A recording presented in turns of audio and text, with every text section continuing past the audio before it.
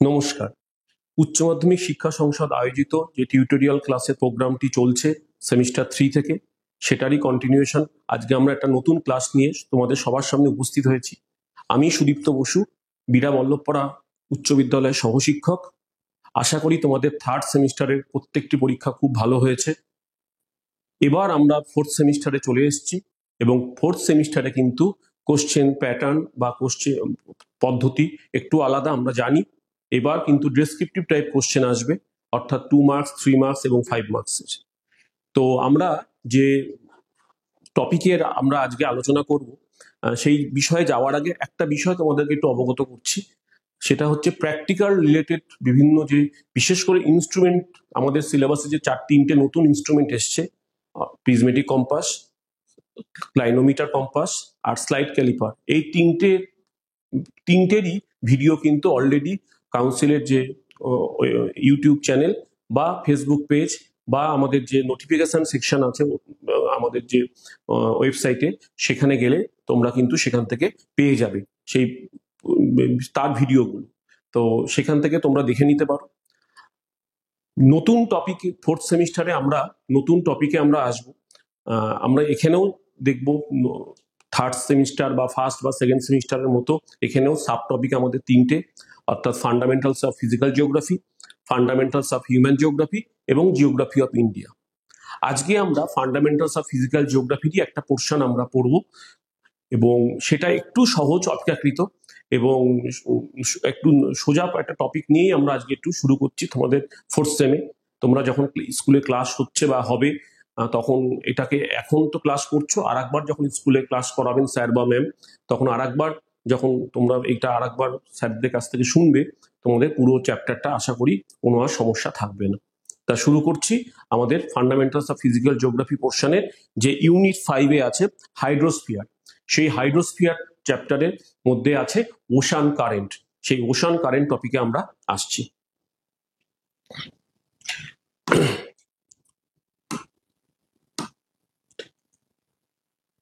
Ocean current বা সমুদ্র স্রোত, এটা ক্লাস 10-এ কিন্তু আমরা একটু হলেও কিছুটা সামান্য কিন্তু পড়ে এসেছি। কাকে বলছে সমুদ্র স্রোত একটু মনে করে দেখো। সমুদ্র স্রোত হচ্ছে একটি জলরাশি, সমুদ্রের একটা দিক থেকে আরেকটা দিকে অনুভূমিক প্রবাহ। সমুদ্রের একটা অংশ থেকে আরেকটা অংশের দিকে অনুভূমিক জলের প্রবাহ, তাকেই আমরা সমুদ্র স্রোত বলি। মূলত নিয়ত বায়ু প্রবাহ, কোরিওলিস বল বা আনুষঙ্গিক বিভিন্ন কারণগুলোর জন্য এই জলরাশি একটা দিক থেকে এবং আরেকটা দিকে যায়। তার মধ্যে বেশিরভাগটাই অন্তঃস্রোত রূপে বা একটু সমুদ্রের একটু নিচ দিয়ে প্রবাহিত হয়, আর সামান্য অংশ উপর দিয়ে প্রবাহিত হয়, যেটাকে কিন্তু সত্যি কথা বলতে খালি চোখে ওরকম ভাবে বোঝা মুশকিল, একটা অনুভূমিক সঞ্চালন। ওকে, অনেকে একটা গুলিয়ে ফেলে। আমরা ক্লাস 10-এও পড়েছিলাম যেটা ওয়েভের সঙ্গে, সমুদ্র তরঙ্গের সঙ্গে, সি ওয়েভের সঙ্গে সমুদ্র ওশান কারেন্ট, ওশান ওয়েভ আর ওশান কারেন্ট দুটো কিন্তু একটু ডিফারেন্স। আমরা পুরী দীঘাতে গিয়ে যেটা আমরা দেখতে পাই, সমুদ্রের আমাদের পাড়ের দিকে যে বড় বড় ঢেউগুলো উঠে আমাদের দিকে আসছে, সেটা কিন্তু ওশান ওয়েভ বা সি ওয়েভ বলি, সমুদ্র তরঙ্গ। সেটা কিন্তু সমুদ্র স্রোত নয়, ঠিক আছে? সেটা হচ্ছে জলের উলম্ব সঞ্চালন, ভার্টিক্যাল। আর ওশান কারেন্ট হচ্ছে কি, একটা হরিজন্টাল মুভমেন্ট। ওকে, যদি এর বৈশিষ্ট্য বলতে যাই যে ওশান কারেন্টের বৈশিষ্ট্য কি, ওশান কারেন্ট তৈরিতে মূলত ভূমিকা নেয় হচ্ছে মূলত উইন্ড বা বায়ু প্রবাহ। উইন্ডের ফোর্সের উপর, শক্তির উপর সমুদ্রের তরঙ্গ, সমুদ্রের যে স্রোত, সেটা নির্ভর করে। তবে বায়ুর মতো অতটা কিন্তু শক্তিশালীভাবে প্রবাহিত হয় না। বায়ুর যা শক্তি, এনার্জি, তার মাত্র 3 থেকে 4% বা 5% সেটাই সমুদ্র তরঙ্গ তৈরি করতে হেল্প করে। তার জন্য যদি দেখা গেল বায়ুর বেগ ঘন্টায় 50 কিলোমিটার বা 60 কিলোমিটার, সেক্ষেত্রে কিন্তু আমরা কিন্তু দেখবো এক্ষেত্রে, অর্থাৎ সমুদ্র তরঙ্গের ক্ষেত্রে সেটা কিন্তু কমে ঘন্টায় 1 কিলোমিটার বা 2 কিলোমিটার এরকম হয়। কিন্তু সৃষ্টিতে কিন্তু অবশ্যই গুরুত্ব রয়েছে কার, উইন্ডের। তো এটা একটা গুরুত্বপূর্ণ বৈশিষ্ট্য। আমরা এই সমুদ্র স্রোতের একটা নির্দিষ্ট দিকেই সঞ্চালন দেখতে পাই, সে প্রতি সারা বছর ধরে একটা নির্দিষ্ট দিকেই প্রবাহিত হয়। শুধুমাত্র আমরা যখন পরবর্তীকালে দেখব ভারত মহাসাগরে আমরা এর একটু ব্যতিক্রম দেখতে পাবো, যে মৌসুমী স্রোতের দ্বারা যে মৌসুমী বায়ুর দ্বারা যে মৌসুমী স্রোতটা তৈরি হচ্ছে, সে বছরের আহ, বিভিন্ন সময়ে তার বিপরীত দিকে প্রবাহিত হয়। সেটা ছাড়া মোরাললেস সমস্ত প্রধান সমুদ্র মহাসাগরগুলোতে কিন্তু যতগুলো স্রোত আমরা দেখতে পাই, প্রত্যেকটা স্রোতে এটা নির্দিষ্ট দিকে প্রবাহিত হয়। সমুদ্র স্রোতের মধ্যে আমরা দেখতে পাই বিভিন্ন সমুদ্র, বিভিন্ন মহাসাগরে তারা একটা আবর্ত, অনেক জায়গায় আবর্ত তৈরি করে। সেই জলের আবর্ত, বিভিন্ন স্রোত পরস্পরের সঙ্গে মিশে একটা আবর্ত তৈরি করে জলের মধ্যে, ভার্টেক্স মতো, যেটাকে আমরা গায়র বলে থাকি। সেটাও পরে আসবো। এগুলো হচ্ছে এর চরিত্র।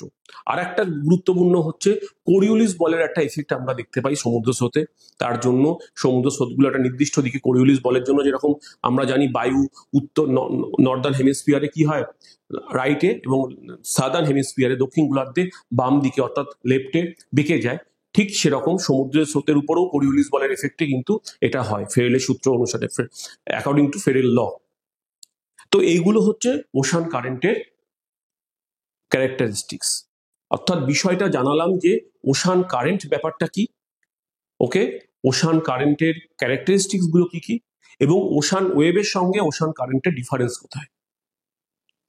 ওশান কারেন্ট আমাদের কিন্তু জলবায়ুর নিয়ন্ত্রণে, একটা ক্লাইমেটের যে কন্ট্রোলে একটা বিশাল বড় ভূমিকা নেয়। কিন্তু ওশান ওয়েভ কিন্তু আবার বিভিন্ন রকম ল্যান্ডফর্ম তৈরিতে, যেটা আমরা ফোর্থ সেমে দেখবে, তোমাদের প্রথম দিকে সিলেবাসে আছে, হ্যাঁ, ফোর্থ সেমে আছে, এটা আমরা পড়বো। বিভিন্ন উপকূলের বিভিন্ন রকম ভূমিরূপ তৈরিতে, সেটা ইরোশনাল হতে পারে, ডিপোজিশনাল ল্যান্ডফর্ম হতে পারে, সেটাতে কিন্তু একটা ভূমিকা নেয় হচ্ছে এই ওশান ওয়েভ। ওকে, দুটোর মধ্যে কিন্তু ডিফারেন্স আছে, সেটা কিন্তু মাথায় রাখে। এরপরে আমরা যেটাই আসবো সেটা হচ্ছে কি,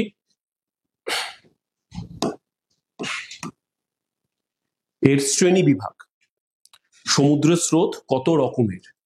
ওকে, প্রথম আসছি সমুদ্র জলের উষ্ণতার ভিত্তিতে, according to temperature of ocean water. Temperature of ocean water হবে, ঠিক আছে, এখানে কিন্তু একটা অফ আসবে।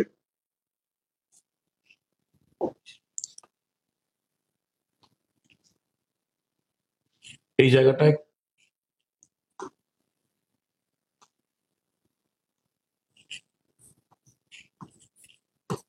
Of ocean water. ওকে, তো তার ভিত্তিতে যদি আমরা যাই,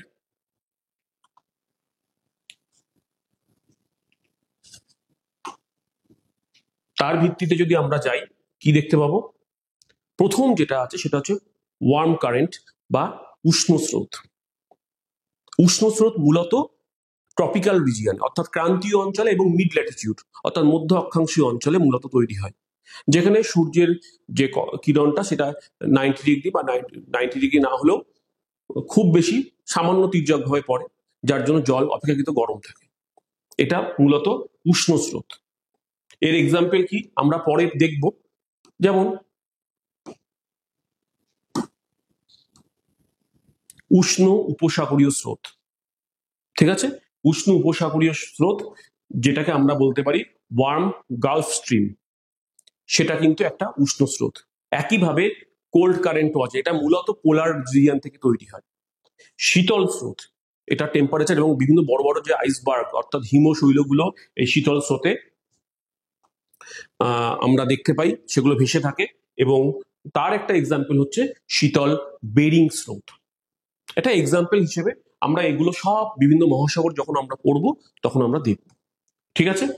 next, according to depth of ocean water, সমুদ্র জলের গভীরতার ভিত্তিতে, জলের গভীরতার ভিত্তিতেও আমরা বিভিন্ন রকম বিষয় দেখতে পাবো। একটা হচ্ছে অন্তঃস্রোত, ডিপ ওশান কারেন্ট, যেটা সমুদ্র জলে একটু গভীরতা, একটু সামান্য গভীরতা অংশ দিয়ে 2000 মিটারের নিচ দিয়ে প্রবাহিত হয় অন্তঃস্রোত রূপে, ঠিক আছে। যেমন শীতল বেরিং স্রোত, অর্থাৎ আমরা একটা জিনিস বুঝলাম, অর্থাৎ শীতল স্রোতগুলো অন্তঃস্রোত রূপে মূলত প্রবাহিত হয়, বা যে সমুদ্র জলের লবণতা, স্যালিনিটি বেশি, ডেন্সিটি বেশি, সেগুলো একটু অন্তঃস্রোত রূপে প্রবাহিত হয়, অর্থাৎ ডিপ ওশান হিসেবে। আর বহিঃস্রোত, যেটা সারফেস ওশান কারেন্ট, সমুদ্র পৃষ্ঠ বরাবর প্রবাহিত হয়, তার একটা এক্সাম্পল হচ্ছে উত্তর নিরক্ষীয় স্রোত, অর্থাৎ নর্দার্ন ইকুয়েটোরিয়াল যে কারেন্ট। এই নর্দার্ন ইকুয়েটোরিয়াল কারেন্ট এটা মূলত নিরক্ষীয় অঞ্চল বা ট্রপিক্যাল বা সাবট্রপিক্যাল অঞ্চলগুলোতে দেখা যায়, যেটা সমুদ্রপৃষ্ঠ বরাবর, যার টেম্পারেচারটা একটু বেশি, সেইগুলো অর্থাৎ বা স্যালিনিটি কম বা ডেন্সিটি কম, সেই রকমের জলগুলো বহিঃস্রোত রূপে প্রবাহিত হয়। এছাড়াও তোমাদের আরেকটা যেটা তোমরা পড়তে গিয়ে দেখবে, বা বইতেও অনেক বইতে থাকতে পারে, বা তোমাদের বইতে নাও থাকতে পারে, কিন্তু এগুলো দেখবে আমরা যখন ওশান কারেন্ট পড়ছি, এক কথায় ওশান কারেন্ট সবকিছুই, সমুদ্র সব জলরাশিগুলোই, সমস্ত ওয়াটার মাস সবই কারেন্ট, যতগুলো আমরা কারেন্ট পড়বো তার মধ্যে কোনোটাকে আমরা বলতে পারি ড্রিফট, আবার কোনোটাকে বলা হয় স্ট্রিম, আবার কোনোটাকে শুধু কারেন্ট। একটা টার্ম আসবে ড্রিফট, আর একটা টার্ম হচ্ছে স্ট্রিম, আর একটা টার্ম হচ্ছে কারেন্ট। তা কোনটা হচ্ছে ড্রিফট? মূলত ওয়েস্টার্লি যে ওয়েস্টার্লি উইন্ড গুলো, অর্থাৎ পশ্চিমা বায়ুর দ্বারা যে ওশান কারেন্ট গুলো অরিজিন হচ্ছে বা উৎপত্তি হচ্ছে বা প্রবাহিত হয়, সেইগুলোকে আমরা ড্রিফট বলে থাকি। ঠিক আছে, তার স্পিড একটা থাকে, সেগুলোকে অর্থাৎ পশ্চিমা বায়ুর দ্বারা যে স্রোত তৈরি হয় তাকে আমরা ড্রিফট বলি। উত্তর আটলান্টিক, নর্থ আটলান্টিক ড্রিফট একটা ড্রিফট। কখন আমরা সেটাকে স্রোত বলছি? ওশান কারেন্ট একটা নির্দিষ্ট দিকে, কিন্তু ড্রিফটের যা স্পিড তার থেকে কারেন্টের স্পিড একটু বেশি। যতগুলো ড্রিফট চলে তার থেকে ওশান কারেন্টের স্পিড একটু বেশি হয়, সেগুলোকে আমরা নর্মাল কারেন্ট বলি বা স্রোত বলছি। আর কখন সেটাকে স্ট্রিম বলবো?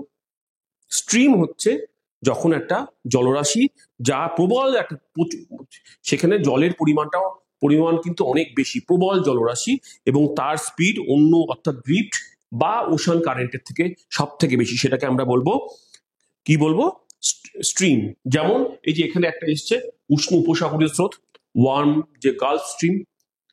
মনে রাখবে উষ্ণ উপসাগরীয় স্রোত হচ্ছে বা ওয়ার্ম যে গালফ যে স্ট্রিম, এটা কিন্তু ওয়ার্ল্ডের যতগুলো ওশান কারেন্টের তার থেকে সব থেকে স্পিড বেশি, এবং এই জন্য, এবং স্পিড যখন এমনি নর্মাল কারেন্ট বা ড্রিফটের থেকে বেশি হয় তখন সেটাকে আমরা স্ট্রিম বলে থাকি।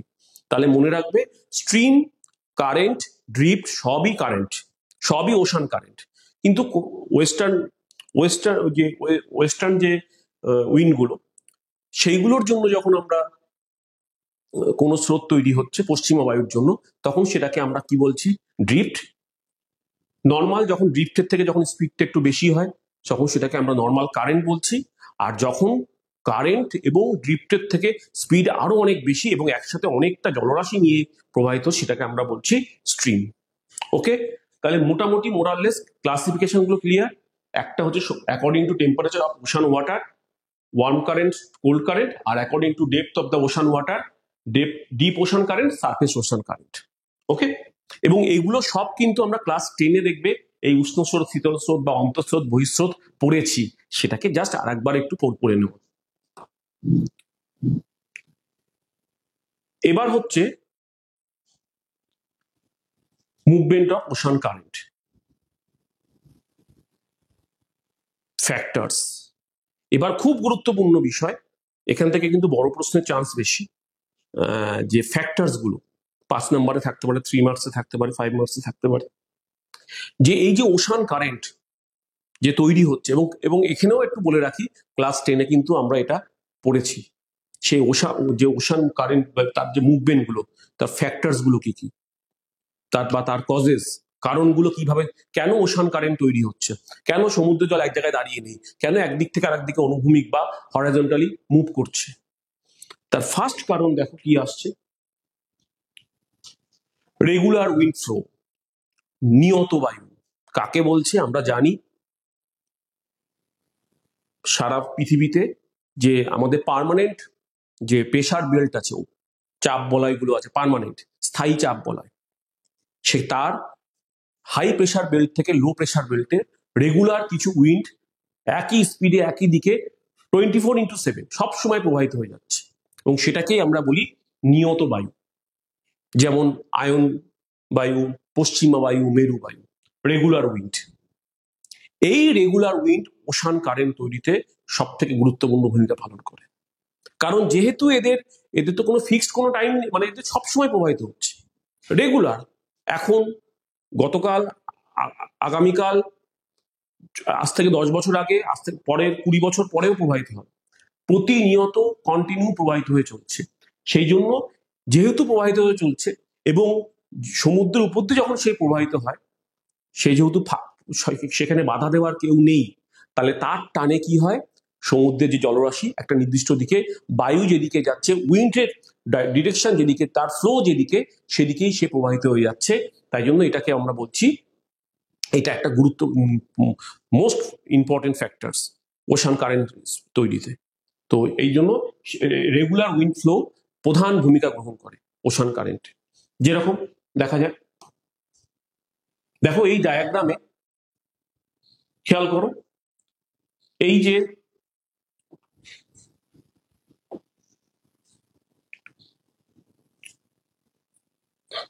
এই অংশটা, এটা হচ্ছে নর্দার্ন ইস্ট ট্রেড উইন্ডস,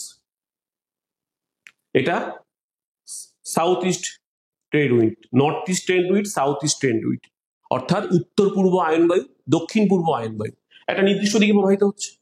তাহলে এখানে যে এই যে ওয়াটার মাসটা রয়েছে, এই অংশে ওশানটা রয়েছে, তাহলে তার উপরের যে স্রোত জলরাশি, সেও একটা নির্দিষ্ট দিকে ফ্লো করবে। এটা হচ্ছে ওয়েস্টার্লিস, দুদিকে, এটা হচ্ছে সাউথ ওয়েস্ট ওয়েস্টার্লিস, এটা সাউথ ওয়েস্ট, আর এটা নর্থ ওয়েস্ট। এই যে দুটো ওয়েস্টার্লিস, এরাও একটা নির্দিষ্ট দিকে প্রবাহিত হচ্ছে। তার জন্য এখানে যে জলরাশি, সেও একটা নির্দিষ্ট দিকে ফ্লো করবে।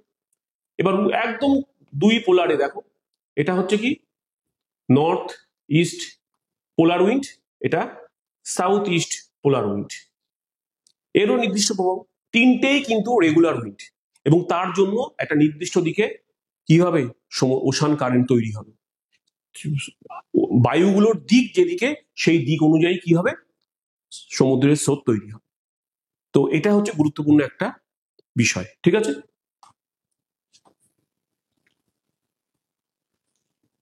ওকে, বোঝা গেল?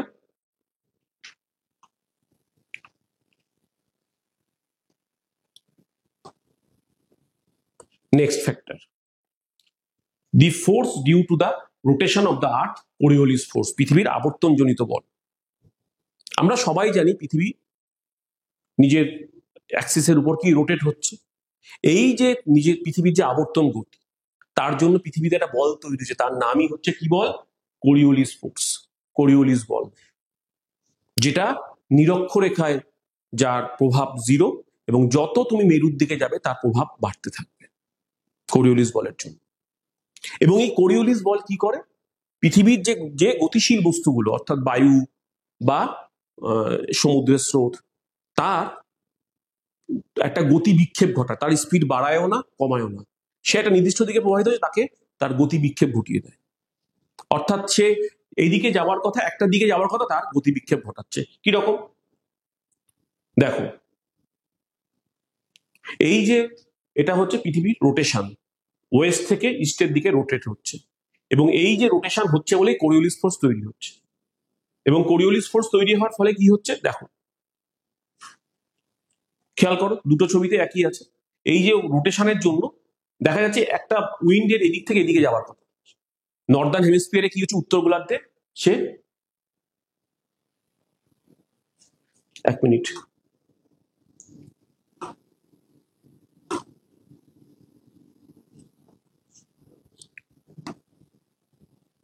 নর্দার্ন হেমিস্ফিয়ারে কি হচ্ছে, সে ডান দিকে বেঁকে যাচ্ছে। যখন দেখো পোল থেকে নিরক্ষরেখার দিকে আছে, উত্তর গোলার্ধে কি হচ্ছে, ডান দিকে বেঁকে যাচ্ছে, রাইটে বেঁকে যাচ্ছে। আর তখন সাউদার্ন হেমিস্ফিয়ারে, দক্ষিণ গোলার্ধে দেখো বাম দিকে বেঁকে যাচ্ছে। এই পোল থেকে নিরক্ষরেখার দিকে আসছে, দেখো লেফটে বেঁকছে, বাম দিকে, বা নিরক্ষরেখা থেকে পোলের দিকে যাচ্ছে, দেখো বাম দিকে বেঁকছে।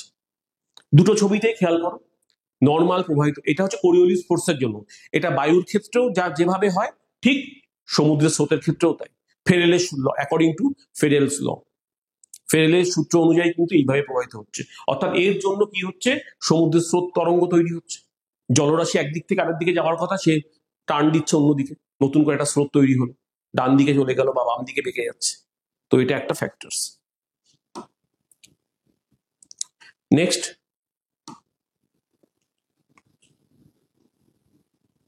আচ্ছা আচ্ছা, থার্ড পয়েন্ট হচ্ছে গ্র্যাভিটি, মাধ্যাকর্ষণ শক্তি। পৃথিবীর প্রত্যেকটা বস্তু কণার উপরে পৃথিবী কি করছে, তার মাধ্যাকর্ষণ বলের দ্বারা নিজের দিকে টানছে। পৃথিবীর কেন্দ্র থেকে নিরক্ষরেখা দূরত্ব সব থেকে বেশি, তাই জন্য মাধ্যাকর্ষণ বলের প্রভাবটা সব থেকে কম এবং দুই পোলে সব থেকে বেশি। এবং সেটাও কিন্তু সমুদ্রের স্রোত তৈরিতে একটা এফেক্ট ফেলে।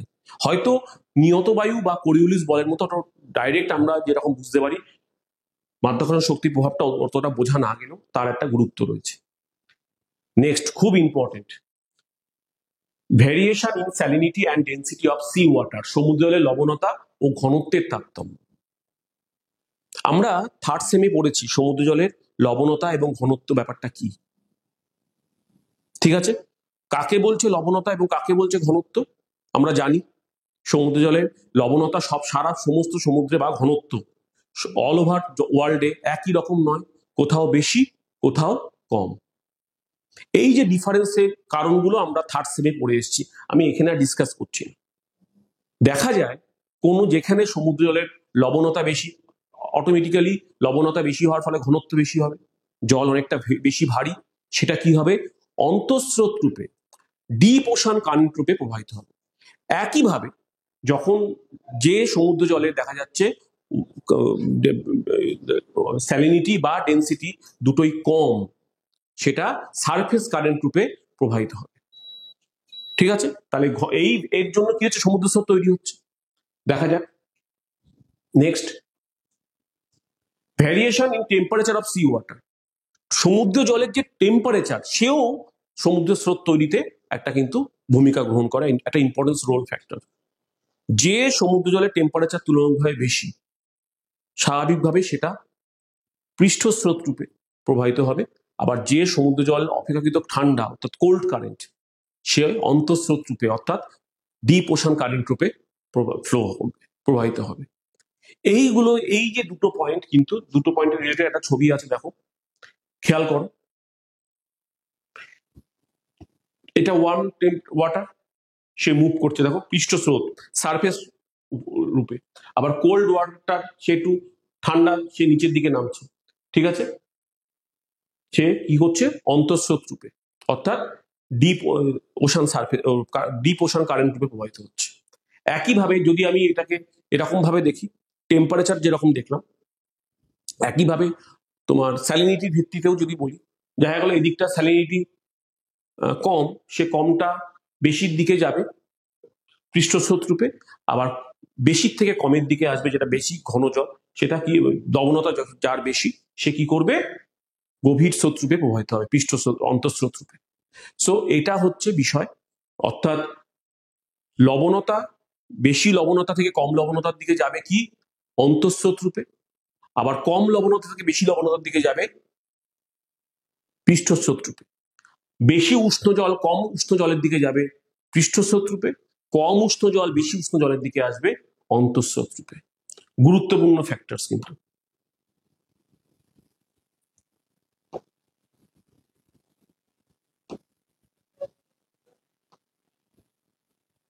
নেক্সট, অ্যাটমসফিয়ারিক প্রেসার, বায়ুমণ্ডলীয় চাপ। বায়ুমণ্ডলের চাপ একটা গুরুত্বপূর্ণ বিষয় এবং সেটা ওশান কারেন্টের ক্ষেত্রে একটা ভূমিকা গ্রহণ করে। নিম্নচাপ, উচ্চচাপ। নিম্নচাপ যেখানে অ্যাটমসফিয়ারিক চাপ, নিম্নচাপ তৈরি হবে, স্বাভাবিকভাবে উচ্চচাপ অঞ্চল থেকে নিম্নচাপ অঞ্চলের দিকে কি হবে, উইন্ডের ফ্লো আসবে, বায়ু প্রবাহ চলবে। স্বাভাবিকভাবে বায়ু প্রবাহ হলে কি হবে, তার উপর দিয়ে কি হবে, তার প্রভাবে সমুদ্র স্রোত তৈরি হবে। যদি বায়ুমণ্ডলীয় চাপ যদি সারা পৃথিবীতে সমান থাকতো, উইন্ডের কোনো বায়ু প্রবাহ হতো না, আর বায়ু প্রবাহ না থাকলে সমুদ্র স্রোতও হতো না। তাহলে উইন্ড প্রেশার, অ্যাটমসফিয়ারিক যে প্রেশার, সেটাও কিন্তু গুরুত্বপূর্ণ একটা ফ্যাক্টর ওশান কারেন্ট তৈরি। অদক্ষেপণ ও বাষ্পীভবন, ইভাপোরেশন আর প্রেসিপিটেশন। ভেবে দেখো, কোনো একটা জায়গায় সমুদ্র সৃষ্টি হয়েছে, বা কোনো একটা জায়গায় সমুদ্র রয়েছে, সেখানকার জল উষ্ণ হয়ে উপর উঠে যাচ্ছে প্রতিনিয়ত, বাষ্পীভবনটা বেশি। বাষ্পীভবন বাড়লে কি হচ্ছে, তার যে লবণতা সেটা বাড়বে, ঠিক আছে? বাষ্পীভবন বাড়লে লবণতার পরিমাণটা তুলনামূলকভাবে একটু হলে বাড়বে। তখন কম লবণতা যুক্ত জল থেকে বেশি লবণতা জলের দিকে একটা স্রোত আসবে, সেটা পৃষ্ঠস্রোত রূপে। আবার বেশি লবণাক্ত জল কম লবণাক্ত জলের দিকেও যাবে অন্তঃস্রোত রূপে, অর্থাৎ একটা স্রোত তৈরি হওয়ার গল্প তৈরি হবে। জল কমলে আর একটা হচ্ছে কি, কোনো একটা জায়গায় যদি বাষ্পীভবন হয়, সেখানকার জল কমে গেল, প্রতিনিয়ত জল বাষ্পীভূত হচ্ছে, তাহলে বেশি যেখানে জল আছে সেখান থেকে, আমরা জানি, আমরা ফিজিক্যাল সায়েন্সে পড়েছি, জল একটা সমুচ্চশীলতার একটা ফ্যাক্টরস আছে। সমুচ্চশীলতা, জল সবসময়, জলরাশি চেষ্টা করে একই হাইটে থাকার। তাহলে কি হবে, যেখানে হাইট বেশি, জল বেশি, সেখান থেকে এই যেখানে হাইট কমে যাচ্ছে, অর্থাৎ জলের পরিমাণ কমছে, সেদিকে একটা ব্যালেন্স আসার জন্য নতুন করে একটা স্রোত তৈরি হবে, হয়ে ব্যালেন্স করতে চাইবে। লবণতার দিক থেকেও হবে একইভাবে, বাষ্পীভবনের দিক থেকেও এই জলের যে ওয়াটার লেভেলটা আপ ডাউন হচ্ছে, তার ফলেও নতুন কারেন্ট তৈরি হবে, ওশান সমুদ্র স্রোত তৈরি হবে। প্রেসিপিটেশন, অদক্ষেপণ, সেটা বৃষ্টির আকারে হোক বা তুষারপাত আকারে যেভাবেই আসুক, জলের পরিমাণ বাড়াবে। সেখানে জলের পরিমাণ বাড়লে সেখানে আবার কি হবে, ওয়াটার লেভেল অনেক বেড়ে যাবে। তাহলে যেটা বেড়ে যাচ্ছে, সেই অতিরিক্ত জলটা আবার যেখানে ডাউন আছে সেই জায়গাটায় যাবে, নতুন করে একটা স্রোত তৈরি হবে। ঠিক আছে। আবার একইভাবে প্রেসিপিটেশন বাড়লে, অদক্ষেপণ বাড়লে কি হবে, জলের স্যালিনিটি পরিমাণটা কমবে।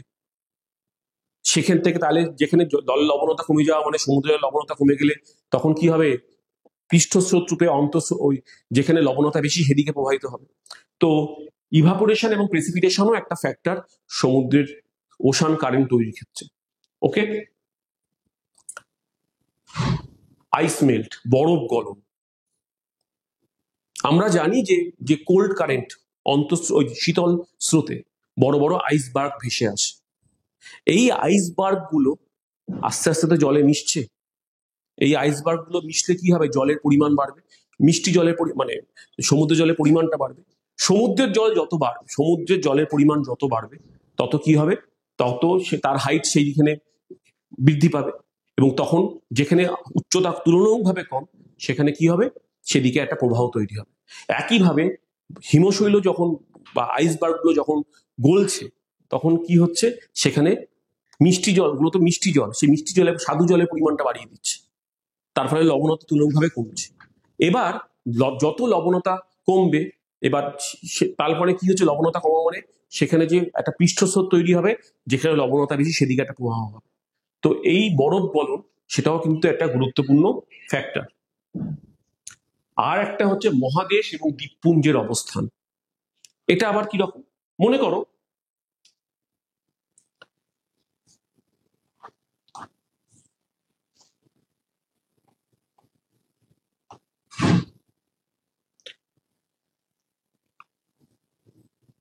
এটা একটা ভূখণ্ড আছে, এবার এদিক থেকে একটা স্রোত আসছে, এখানে এসে বাধা পেয়ে এসে তখন হয় এদিকে যাবে বা এদিকে মুখ করবে, কোনো একটা দিকে। তাহলে এই যে মহাদেশ বা দ্বীপপুঞ্জ, মহাদেশও হতে পারে বা বিভিন্ন কোনো আইল্যান্ড থাকে, সেই তার ফলে কি হয়, নতুন করে একটা স্রোত তৈরি হয়। এই স্রোতটা কিন্তু তৈরি হওয়া ছিলই, এই যে নতুন করে তার একটা, এই যে একটা জায়গায় ধাক্কা খেয়ে যে নতুন করে একটা কারেন্ট তৈরি হলো, এই কারেন্ট দুটো তৈরির ক্ষেত্রে এটা বা এটার ক্ষেত্রে কার ভূমিকা রয়েছে, এই মহাদেশ বা দ্বীপপুঞ্জের অবস্থানে, অর্থাৎ নতুন সমুদ্র স্রোত তৈরিতেও এদের একটা ভূমিকা রয়েছে। তাহলে এটা একটা ফ্যাক্টর। ওকে।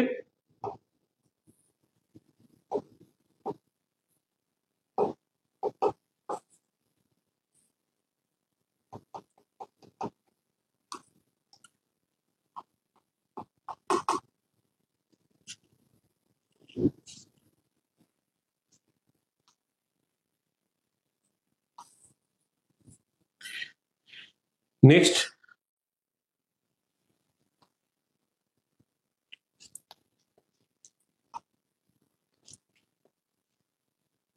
ওকে। আচ্ছা, এই হলো মোটামুটি ফ্যাক্টরস গুলো।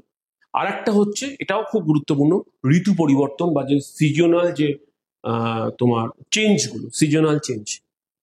আমরা এটা একটু মাথায় রাখবে, যখন আমরা ইন্ডিয়ান ওশান পড়বো, তখন এর একটা ইফেক্ট আমরা দেখতে পাবো। কিরকম, যে সিজনাল যে চেঞ্জ গুলো আসছে, আমরা জানি যে আমাদের যে মৌসুমী বায়ু, আমরা ছোটবেলা থেকে পড়ে এসেছি বা আমাদের বিভিন্ন সময়ে আমরা দেখতেও পাই, যে মৌসুমী বায়ুর দ্বারা কি হচ্ছে, আমরা দক্ষিণ পশ্চিম এবং উত্তর পূর্ব, এই যে দুটো মৌসুমী বায়ু আমাদের আছে, সেই দুটো মৌসুমী বায়ু কিন্তু পরস্পর 180 ডিগ্রি তার যে দিক পুরো চেঞ্জ হয়ে যায় 180 ডিগ্রি, অর্থাৎ যে রাস্তা দিয়ে আসে ঠিক উল্টো রাস্তা দিয়ে, সেই রাস্তা দিয়ে সে ফেরত যায়। স্বাভাবিকভাবে এই মৌসুমী বায়ু ধরে যে স্রোতটা তৈরি হচ্ছে, তাহলে তার অন্য সময় কি হচ্ছে, তখন দেখা যাচ্ছে কি একটা সময় অর্থাৎ যখন সে একটা নির্দিষ্ট দিকে যাচ্ছে কোনো কারণে, তখন যেদিকে স্রোতটা তৈরি হলো, ফেরার সময় কিন্তু সেই রাস্তা দিয়ে তার বিপরীত দিকে কিন্তু স্রোতটা তৈরি হচ্ছে। তো তো দেখা যাচ্ছে যে ঋতু পরিবর্তনটাও একটা ফ্যাক্টর। ইন্ডিয়ান ওশান যখন আমরা পড়বো, তখন কিন্তু আমরা এটাকে খুব ভালোভাবে ফলো করব, যে ঋতু পরিবর্তন দ্বারা কিভাবে স্রোতের পরিবর্তন হয় বা স্রোত তৈরি হয়। ঠিক আছে, অফ করবেন নাকি? এবার হচ্ছে পরিবেশের উপর সমুদ্রের যে এফেক্ট। আমরা এতক্ষণ ধরে কিন্তু প্রথমে পড়লাম কি ওশান, ওশান কারেন্ট কি, তার ক্যারেক্টারিস্টিক্স, ওশান ওয়েভ এবং ওশান কারেন্টের মধ্যে ডিফারেন্স, সি ওয়েভ বা ওশান কারেন্টের সঙ্গে সি ওয়েভের ডিফারেন্স গুলো। তারপরে পড়লাম তার ক্লাসিফিকেশন, তার শ্রেণীবিভাগ, অন্তঃস্রোত, বহিঃস্রোত, উষ্ণ স্রোত, শীতল স্রোত। তারপরে গুরুত্বপূর্ণ একটা মেজর ফ্যাক্টরস বা মেজর কজেস গুলো ওশান কারেন্ট অরিজিনের ক্ষেত্রে বা তৈরির ক্ষেত্রে। এবার পড়বো environmental effect of ocean current, পরিবেশের উপর সমুদ্র স্রোতের প্রভাব। এটাও কিন্তু ক্লাস 10-এ আমরা পড়ে এসেছি। দেখো, নতুন খুব বেশি নতুন আমরা পাবো না, অনেক বেশিরভাগগুলোই আমাদের পড়া। সমুদ্র জলের তাপমাত্রা, প্রথম এফেক্টটা পড়ে জলবায়ুর উপর। জলবায়ুর মধ্যে ফার্স্ট হচ্ছে তাপমাত্রা নিয়ন্ত্রণ। কি রকম? কোনো একটা জায়গায় খুব ঠান্ডা এলাকা, এবং সেই এলাকার পাশ দিয়ে যখন উপকূল দিয়ে যদি একটা উষ্ণ স্রোত প্রবাহিত হয়, তাতে কি হবে? দেখা যাবে সেই এলাকাটা কি হচ্ছে, টেম্পারেচারটা অনেকটা বেড়ে গিয়ে দেখা যাবে সেখানে উষ্ণতাটা অনেকটা কন্ট্রোল হয়ে যাচ্ছে, অর্থাৎ অতটা ঠান্ডাও পড়ছে না উপকূল এলাকায়, কিন্তু অনেকটা ঠান্ডা পড়ার কথা। এর এফেক্ট আমরা দেখতে পাবো, দেখবে যখন তুমি যদি মনে করো ব্রিটিশ দ্বীপপুঞ্জ বা ইউরোপের যে পশ্চিমের দেশগুলো আছে, উত্তর আটলান্টিক স্রোতের প্রভাবে, সমুদ্র স্রোতের প্রভাবে বা নরওয়ে স্রোত বা এরকম কয়েকটা স্রোত আছে, তাদের প্রভাবে দেখা যায় তাদের যে উপকূল এলাকাগুলো শীতকালে পুরো বরফে ঢেকে যাওয়ার কথা, কিন্তু বরফ মুক্ত থাকে। তার কারণ কিন্তু এটা, তার সেখানকার এলাকাকে তাপমাত্রাকে কন্ট্রোল করে দেয়। স্বাভাবিকভাবে শুধু জলটাকে শুধু বরফ মুক্ত করছে তা নয়, আশেপাশের অঞ্চলটাও যতটা টেম্পারেচার নেমে যাওয়ার কথা ততটা নামে না। একইভাবে উল্টোটাও আছে, কোনো শীতল স্রোত যখন কোনো একটা অঞ্চলের প্রতি প্রবাহিত হয়, সেখানকার জলবায়ুকে কিন্তু অনেকটা ঠান্ডা করে দেয়। এবং দেখা যায় যে উষ্ণ স্রোত এর উপরে যে বায়ুটা থাকে, সেই বায়ুটাও উষ্ণ বায়ু থাকে, এবং উষ্ণ বায়ুর জলীয় বাষ্প ধারণ করার ক্ষমতা বেশি। তার ফলে কি হয়, তাতে সেই স্রোতের প্রভাবে বা সেই বায়ুর প্রভাবে উপকূল এলাকায় বৃষ্টির একটা প্রভাব তৈরি হয়, বৃষ্টি হয়। শীতল জলের উপর দিয়ে যে স্রোত, উপরে যে বায়ুটা থাকে, ঠান্ডা বায়ু থাকে, ঠান্ডা বায়ুর জলীয় বাষ্প ধারণ করার ক্ষমতা খুব কম।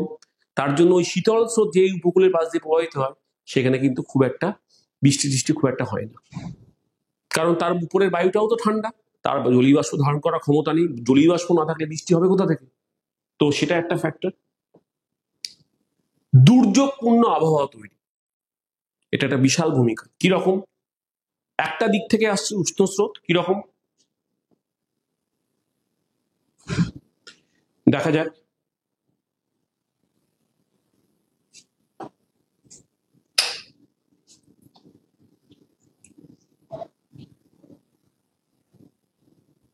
এদিক থেকে আসছে উষ্ণ স্রোত, ঠিক আছে, আর আর একটা দিক থেকে আসছে শীতল স্রোত। উষ্ণ স্রোতটাকে আমরা ব্লু দিয়ে দেখাচ্ছি, শীতলটাকে আমরা গ্রিন দিয়ে দেখাচ্ছি। এইবার এই যে জোনটা তৈরি হলো, এই এলাকাটা কি হচ্ছে, শীতল স্রোতের মধ্যে কি রয়েছে, বড় বড় আইসবার্গ রয়েছে, এবং সে যখন এই উষ্ণ জলের সংস্পর্শে আসছে, এবং এর উষ্ণ জলের উপরে কি আছে, জলীয় বাষ্প রয়েছে, ঠান্ডা জলের সংস্পর্শে এসে সে ঘনীভূত হবে, ঘনীভূত হয়ে একটা দুর্যোগপূর্ণ আবহাওয়া, মেঘ টেক তৈরি হয়, সেখানে কিন্তু প্রচুর বৃষ্টি হওয়ার সম্ভাবনা থাকে। মেঘ তৈরি হলো, কুয়াশাচ্ছন্ন আবহাওয়া, এই যে দুর্যোগপূর্ণ আবহাওয়াটা তৈরি হলো, এটা কিন্তু এই সমুদ্র স্রোতের প্রভাবেই তৈরি হচ্ছে। উষ্ণ স্রোত শীতল স্রোত মিলিত হলে এইরকম একটা প্রভাব তৈরি হতে দেখা যায়। ঠিক আছে, তো এটা একটা গুরুত্বপূর্ণ আমাদের বিষয়। নেক্সট, বৃষ্টিপাতের বন্টন। একটু আগেই যেটা বলছিলাম এই তাপমাত্রা নিয়ন্ত্রণের ক্ষেত্রে, সমুদ্র জল উষ্ণ স্রোত যেখান দিয়ে প্রবাহিত, তার উপরের বায়ুটা উষ্ণ থাকে, তার জলীয় বাষ্প ধারণ করার ক্ষমতা অনেক বেশি। তার এবার সেই স্রোত যে উপকূল দিয়ে যাবে বা যে এলাকার উপর দিয়ে যাবে সেখানে বৃষ্টিপাতের সম্ভাবনা অনেকটা বেড়ে যায়। সেই জলীয় বাষ্প ঘনীভূত, কারণ প্রচুর বাষ্প থাকে ধরে আছে, ঘনীভূত হয়ে প্রচুর বৃষ্টি হবে। একইভাবে যদি শীতল স্রোত যদি যে এলাকা পাশ দিয়ে প্রবাহিত হবে তাতে বাষ্প পরিমাণ কম, কারণ জলীয় তার উপরের যে বায়ুটা খুব ঠান্ডা বায়ু, তাতে কি হবে বাষ্প খুব কম। তো বাষ্প কম থাকলে বৃষ্টি হবে কোথা থেকে? তাহলে সেই জন্য বৃষ্টিপাতের বন্টন একটা কিন্তু স্রোতের উপর অনেকটা নির্ভরশীল। উষ্ণ স্রোত না শীতল স্রোত, জলীয় বাষ্প ধারণ করার ক্ষমতা কার বেশি কার কম। স্রোত কিন্তু জলীয় বাষ্প ধারণ করছে না, তার উপরের বায়ুটা ধারণ করছে। উষ্ণ বায়ু হলে তার উপরে বায়ু উষ্ণ স্রোত হলে তার উপরের বায়ু উষ্ণ হবে, একইভাবে শীতল স্রোত হলে তার উপরের বায়ুটা কি হবে? শীতল হবে। তাহলে বৃষ্টিপাত বন্টনে তাদের একটা বড় গুরুত্বপূর্ণ ভূমিকা থেকে গেল। তুষারপাত সৃষ্টি, তুষারপাতের একটা বিশাল বড় ভূমিকা। ঠিক আছে, তুষারপাতের ক্ষেত্রেও যে বিশেষ করে শীতল জলবায়ু অঞ্চলে এই তুষারপাত তৈরিতে একটা বিশেষ করে এর একটা ভূমিকা রয়েছে। যাও বা শীতল স্রোতের দ্বারা বা একটু বৃষ্টি কোনো কারণে দেখা গেল বৃষ্টি সামান্য হলেও যদি হয়, যদিও বা সেটা তৈরি হয়, টেম্পারেচারটা এতটাই কম থাকে, উপরের বায়ুটা এতটাই ঠান্ডা থাকে, তার ফলে কি হচ্ছে যে বায়ুটা হবে তার যে অধক্ষেপণ হবে, যে প্রিসিপিটেশনটা হবে সেটা মূলত তুষারপাত আকারে হবে। তাহলে তার একটা গুরুত্বপূর্ণ ভূমিকা থেকে গেল। এই 1 নম্বর পয়েন্ট বলার সময় বলেছিলাম বরফ মুক্ত বন্দর। একটু আগে যেটা বললাম, নরওয়ে, সুইডেন বলো বা ব্রিটিশ দ্বীপপুঞ্জ, এই যে পশ্চিম ইউরোপের যে দেশগুলোর উপকূল এলাকায় বিশেষ করে শীতকালে উপকূল এলাকাগুলো পুরো বরফে ঢেকে যাওয়ার কথা, কিন্তু থাকে না। কারণ নর্থ আটলান্টিক ড্রিফট বা উত্তর আটলান্টিক যে সমুদ্র স্রোত, সেটা উষ্ণ স্রোত হওয়ার জন্য সেই উপকূল এলাকায় প্রবাহিত হওয়ার জন্য দেখা যায় বন্দরগুলো বরফ মুক্ত থাকে। মূলত এই স্রোতটা, এর সঙ্গে নরওয়ে স্রোত এরাও রয়েছে, তবে মূলত এই উত্তর আটলান্টিক সমুদ্র স্রোতের জন্যই এটা মূলত এই বরফ মুক্ত থাকে। ঠিক আছে, নেক্সট, মরু জলবায়ু তৈরি কি রকম একটা দেখি একটু।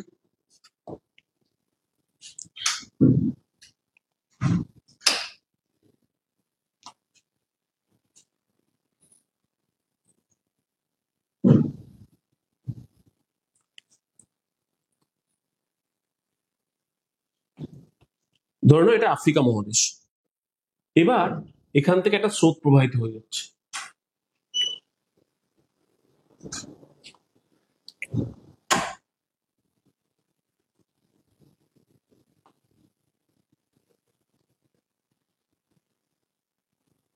ঠিক আছে, এই স্রোতটা হচ্ছে শীতল বেঙ্গুয়েলা স্রোত, এবং এই শীতল স্রোতটা প্রবাহিত হয়ে যাওয়ার জন্য তার আশেপাশের এই অঞ্চলগুলোতে কি হচ্ছে, দেখা যাচ্ছে যে বৃষ্টি না হয়ে এখানে মরুভূমি তৈরি হতে দেখা যাচ্ছে। বা একইভাবে যদি তুমি সাউথ আমেরিকার ক্ষেত্রে দেখো কিরকম,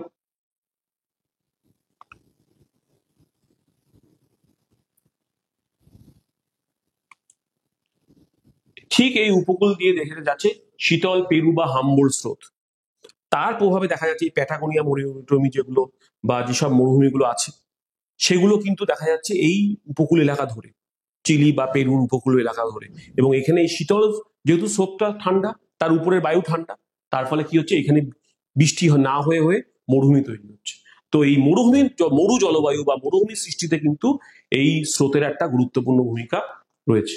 ওকে, এবার আর কি কিছু আছে দেখা যাক। আর একটা গুরুত্বপূর্ণ বিষয়, এইগুলো তো গেল পরিবেশের উপর একটা এফেক্ট, মূলত জলবায়ু বা আনুষঙ্গিক। মগ্নচড়া সৃষ্টি, ঠিক আছে, সাবমার্জড যে ব্যাংক গুলো আছে, উষ্ণ স্রোত এবং শীতল স্রোত, ওয়ার্ম কারেন্ট এবং কোল্ড কারেন্ট যখন পরস্পরের সঙ্গে মিশছে, বড় বড় আইসবার্গ বা হিমশৈলগুলো শীতল জলে থাকে, উষ্ণ জলের সংস্পর্শে এসে সেটা গলে যায়। এই যে গলে গেল, সেই তার মধ্যে যেসব খনিজ পদার্থ বা আরো অনেক কিছু থাকে, এগুলো তো সব হিমবাহের অংশ, হিমবাহের অনেক সঞ্চয়িত বিভিন্ন পদার্থগুলো থাকে বা ক্ষয়জাত পদার্থগুলো থাকে, সেগুলো কি হচ্ছে সমুদ্রের তলায় জমা হচ্ছে, জমা হয়ে কি তৈরি হচ্ছে, মগ্নচড়া তৈরি হচ্ছে সমুদ্রের জলের তলায়।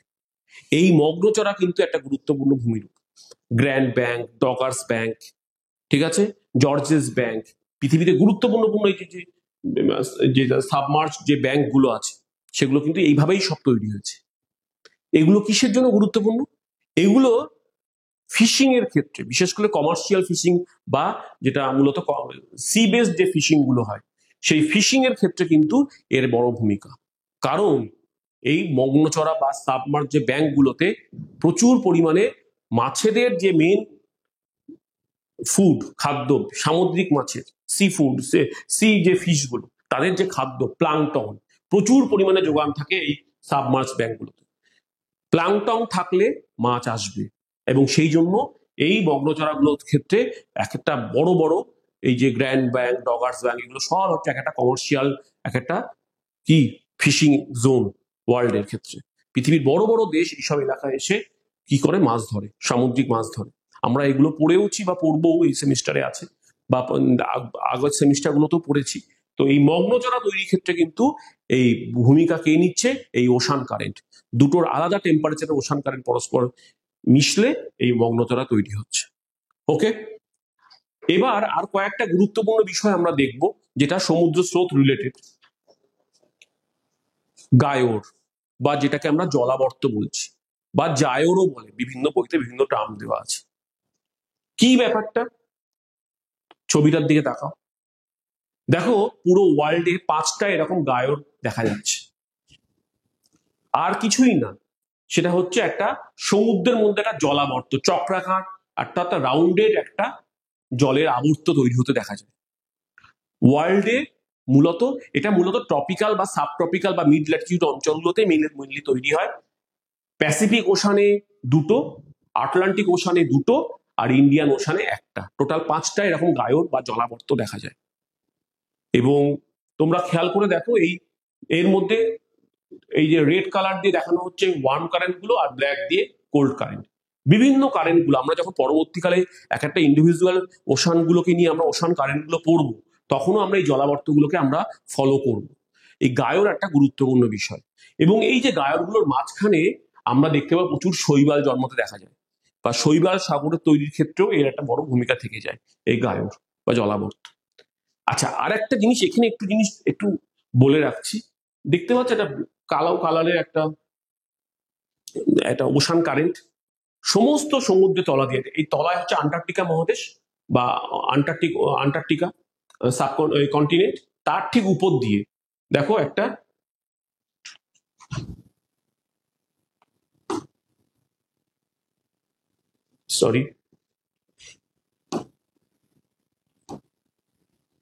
তার উপর দিয়ে একটা স্রোত প্রবাহিত হয়েছে পুরো 3টে মহাদেশের তলা দিয়ে। এটার নাম হচ্ছে আন্টার্কটিক ওশান, আন্টার্কটিক কারেন্ট। ঠিক আছে, আন্টার্কটিক কারেন্ট বা শীতল কুমেরু স্রোত।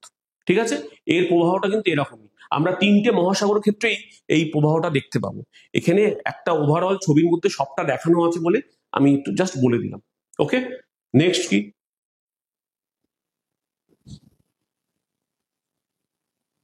সারগাসু সি, শৈবাল সাগর। এটাও ক্লাস 10-এ কিন্তু আমরা পড়েছি, মনে করে দেখো। ছবিটা একটু দেখি। মূলত এটা আটলান্টিক মহাসাগরে সব থেকে ভালো এটা ফলো করা যায়। খেয়াল করো যে এটা দেখা যাচ্ছে নর্থ আটলান্টিক কারেন্ট, উত্তর নিরক্ষীয় স্রোত। ঠিক আছে, তারপরেই এটাই গিয়েছে আন্টিলাস কারেন্ট বা ক্যারিবিয়ান স্রোত, হ্যাঁ, বা আন্টিলাস স্রোত। এইগুলোই তৈরি করছে কি দেখো উপসাগরীয় স্রোত। সেটাই পরবর্তীকালে উত্তর আটলান্টিক স্রোত, আর তারই একটা অংশ হচ্ছে ক্যানারি স্রোত। তার মানে উত্তর নিরক্ষীয় স্রোত, উপসাগরীয় স্রোত, উত্তর আটলান্টিক স্রোত, ক্যানারি স্রোত। এটা একটা গায়র তৈরি করছে, আমরা একটু আগে যেটা বললাম গায়র বা জলাবর্ত। আর তার মাঝখানে এখানকার জলটা কি হয়, স্থির জল, জলটা স্থির থাকে। তার ফলে সেখানে প্রচুর অ্যালগি বা শৈবাল জাতীয় উদ্ভিদ জন্মায়, এবং সেটাকে আমরা বলছি সারগাসু সি বা শৈবাল সাগর। অন্যান্য মহাসাগরও এতটা ভালো হয়তো তৈরি হতে দেখা যায়নি বলে আমরা মূলত নর্থ আটলান্টিক মানে সার্গাসো সি বললেই আমরা নর্থ আটলান্টিক ওশানের এটাকেই আমরা ফলো করি, কিন্তু অন্যান্য মহাসাগরও এই পরিস্থিতি গায়ের মধ্যে সামান্য হলেও আছে বা দেখা যায়, কিন্তু এটা প্রমিনেন্ট খুব ভালোভাবে দেখা যায়। 3-4টে স্রোত দেখো পরস্পর জলাবর্ত তৈরি করেছে, তার মাঝখানে এই সার্গাসো সিটা তৈরি হয়েছে। দেখা যাচ্ছে এইটা একটা ফটোগ্রাফি, এই সার্গাসো সি বা যেটা শৈবাল সাগরে যে সমুদ্রের মধ্যে এরকম তৈরি হতে দেখা যাচ্ছে। এখানকার জলটাও স্থির থাকে স্বাভাবিকভাবে, সেখানে এটা জমা হতে দেখা যায়। ওকে, এবার হচ্ছে আর একটা গুরুত্বপূর্ণ বিষয়, সেটা হচ্ছে হিমপ্রাচীর, কোল্ড ওয়াল। এটাও ক্লাস 10-এ আমরা মনে হয় পড়েছি, একটু দেখে নি। উত্তর, এটা সব মহাসাগরেই তৈরি হতে দেখা যেতে পারে, উত্তর নর্থ আটলান্টিক মহাসাগর বা উত্তর আটলান্টিক মহাসাগরে এটা প্রমিনেন্ট। কিরকম দেখো, এটাই হচ্ছে মনে করো এই যে গ্রিনল্যান্ড, তার পাশ থেকে দেখো লাব্রাডর স্রোত আসছে, এই স্রোতটার নাম লাব্রাডর স্রোত, শীতল লাব্রাডর স্রোত। আর একটু আগে দেখালাম এই যে এইখানেই হচ্ছে তোমার শৈবাল সাগর, এইখান থেকেই একটা দেখো এই যে শৈবাল সাগরটা এই জায়গায় এই যে প্রবাহিত হয়ে যাচ্ছে, এর নামটা কি গালফ স্ট্রিম বা উপসাগরীয় স্রোত। ওকে,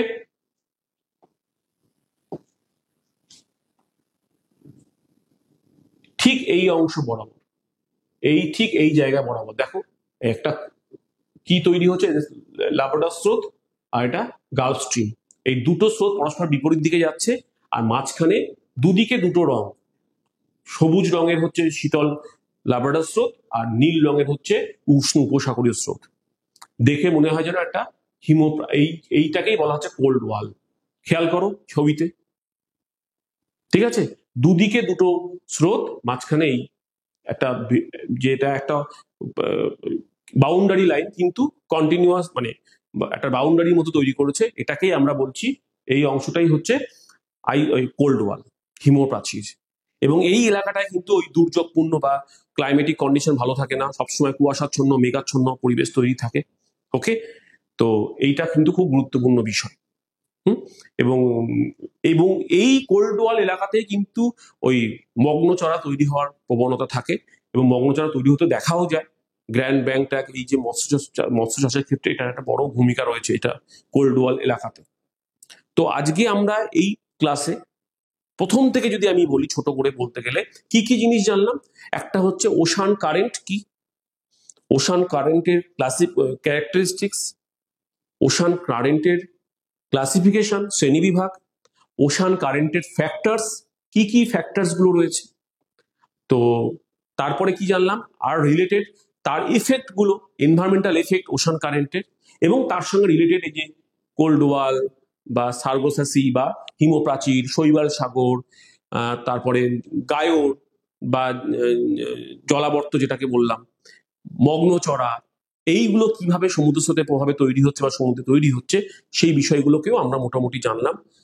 আশা করি তোমাদের ভালো লেগেছে ক্লাসটা, বা তোমাদের বিষয়গুলোকে পরিষ্কার হয়েছে। স্যার ম্যাম যখন তোমাদের স্কুলে ক্লাস নেবেন, তারাও জিনিস অবশ্যই খুব দক্ষতার সঙ্গে সেটাকে তোমাদের বোঝাবেন। যেখানে অসুবিধা হবে সেখানে অবশ্যই তাদের কাছ থেকে ক্লিয়ার করবে, বা আমাদের এখানেও যদি তোমরা মেসেজ করে দিতে পারো যে কোনো জায়গাটা যদি ক্লিয়ার হলো না, চেষ্টা করবো পরের ক্লাসে সেটাকে আবার যদি সুযোগ থাকে সেটাকে বলার। এবং কোন বিষয়টার উপর, তোমাদের টপিকের উপর যদি মনে হয় যে ক্লাস লাগবে, সেটাও মেনশন করো। ভালো লাগলে অবশ্যই সেটাকেও বলো যে কোন জায়গাটা ভালো লাগলো। বাকি আজকে এইটুকুই থাকলো। এর পরের ক্লাসে আমরা বিভিন্ন ওশান কারেন্ট গুলোকে নিয়ে আমরা আসবো। তা ততক্ষণের জন্য ধন্যবাদ, নমস্কার।